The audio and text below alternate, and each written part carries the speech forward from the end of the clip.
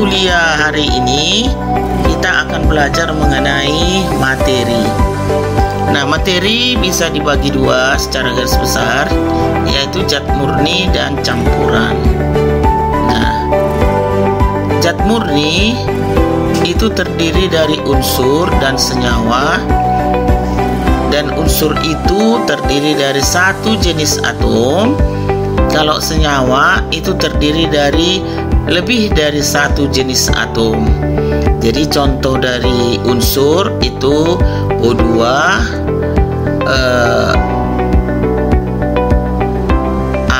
argon dan natrium. Dan contoh dari senyawa itu adalah ada senyawa molekuler, ada senyawa ionik. Nah, selanjutnya kita lihat dulu mengenai senyawa molekuler dan senyawa ionik.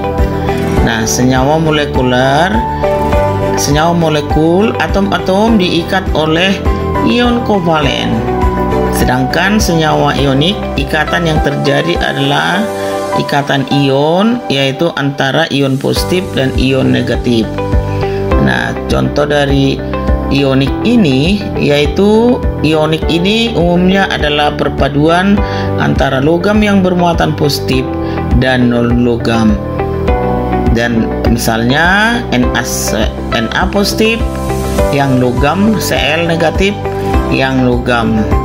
Jadi NaCl contoh yang ionik ya, Na logam, Cl non logam, Pb(I2), Pb logam, I2 non logam, Na logam, NO3 non logam. Khususnya NH4 ini agak beda ya, walaupun ini bersifat ionik, tetapi ya seperti NH4Cl ini adalah non logam dengan non logam ya. Jadi NH4 ini NH4 positif ya, bersifat ionik. Jadi umumnya senyawa ionik itu adalah senyawa yang terdiri dari logam dan non logam.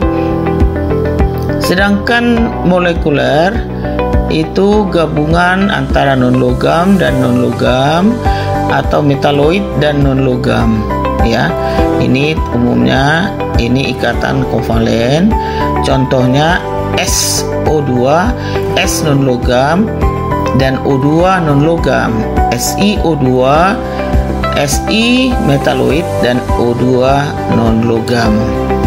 Nah, ini yang bisa kita lihat pada pengertian antara senyawa molekuler dan senyawa ionik.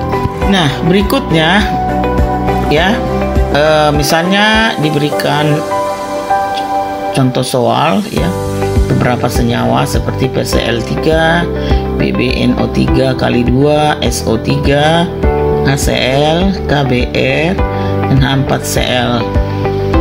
Nah, kalau kita diminta untuk membedakan mana senyawa ionik, mana senyawa molekuler, nah bisa kita lihat satu persatu ini ya. Jadi misalnya PCl3, P itu non logam, Cl non logam, maka dia senyawa molekuler. PbNO3 kali 2, Pb non logam, NO3 non logam, maka Pb logam, NO3 non logam, maka disebut senyawa ionik. Nah, untuk SO3, S non logam, O non logam, maka senyawa molekuler. HCl, walaupun ini sering ya, kalau ionisasi H positif Cl, tapi ini sering diduga ionik karena asam ya. Tetapi H itu non logam, Cl non logam, maka dia dikelompokkan menjadi senyawa molekuler. Demikian juga kalau KBr, K itu potasium ya, potasium bromida atau kalium bromida, K logam, Br non logam, maka dia termasuk senyawa ionik. Nah, khusus NH4Cl seperti tadi saya jelaskan, meskipun NH4 non logam tapi merupakan ion positif dan Cl non logam, maka ini dikelompokkan menjadi senyawa ionik ya. Ini beberapa contoh untuk membedakan senyawa ionik dan senyawa molekuler. Nah, sekarang kita melanjutkan bagaimana tata nama untuk senyawa ionik dan senyawa molekul. Nah, yang pertama, tata nama senyawa ionik, ya. Ini bisa dibagi dua, logam dengan hanya satu jenis kation, contohnya Na positif, dan juga Ca2 positif. Nah, ini hanya satu ya jenisnya kationnya. Ini terdapat pada golongan utama di tabel periodik ya. Kemudian senyawa ionik, logam yang memiliki lebih dari satu jenis kation.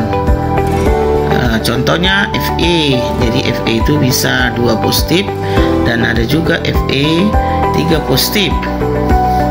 Nah, kemudian ada logam transisi di tabel periodik, yaitu kecuali Zn 2 positif dan Ni 2 positif dan Cu 2 positif. Nah, bagaimana cara penamaannya? Misalnya NaBr, natrium bromida, diakhiri dengan ida ya, untuk kation lebih dari satu ya. Kemudian CaCl2, kalsium klorida ya, diakhiri dengan ida.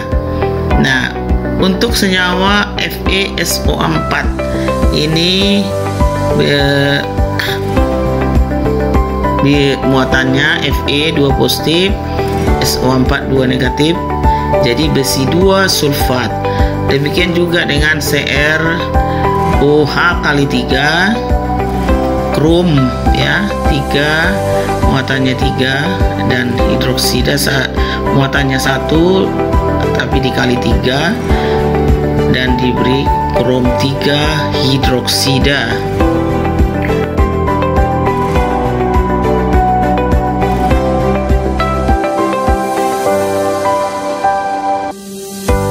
Nah, untuk tata nama senyawa molekul ya, misalnya SO2, belerang dioksida. Jadi kalau 1 disebutkan mono, 2 di, 3 tri, 4 tetra, 5 penta, dan seterusnya.